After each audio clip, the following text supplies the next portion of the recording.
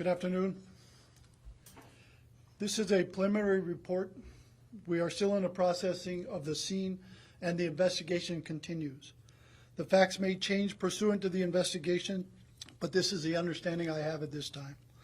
On June 22nd of 2025, at approximately 6 a.m. this morning, officers responded to 50 Sand Island Access Road following a report of a male on a boat possibly firing a firearm at other individuals aboard a separate boat.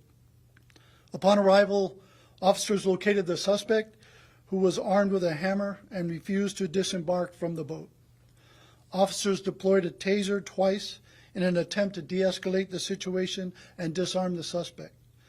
Both deployments were unsuccessful, and the suspect then barricaded himself in the hatch area of the cabin of the vessel, claiming to be armed with a gun. Officers observed the barrel of a long gun and a sword from within the hatch. A crisis intervention training officer who was already on scene and engaging to continue to achieve a peaceful resolution with the suspect. At approximately 7 a.m., the Specialized Services Division was notified and responded to the scene. Upon arrival, the SSD requested the crisis negotiation team, as well as support from the Department of Law Enforcement, the Major Events Division team, both which have drones to assist the officers.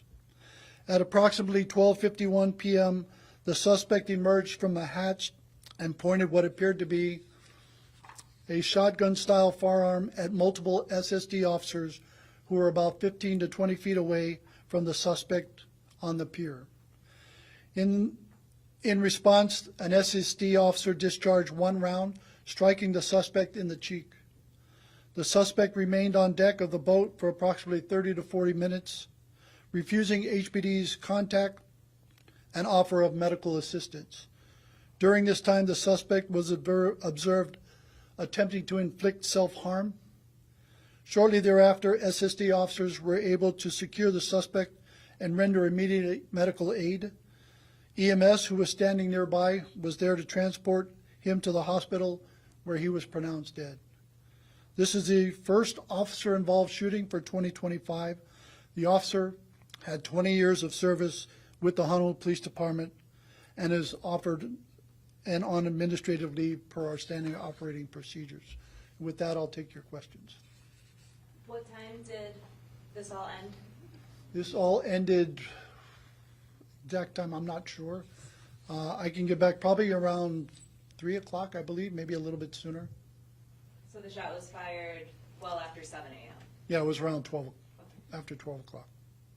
And then how many guns and weapons total were on this boat? That's under investigation. Our investigators are there now, processing the scene and gathering all the information as to what is entailed as far as weapons he had at his disposal. And does police believe, did he appear to be under the influence of drugs or? I would wait for the autopsy to tell us what the manner of his capacity was at the time. Do we know how many shots he fired at the other boat that initiated this whole call? Well, there was we don't know, and that's still under investigation. There was reports of something around 1 a.m., even earlier before the 6 a.m., that he was firing at different boats, but that's part of this investigation, so we should be able to find out what that was also. And do we have an age Of for the male? not at this time. And all the officers are okay?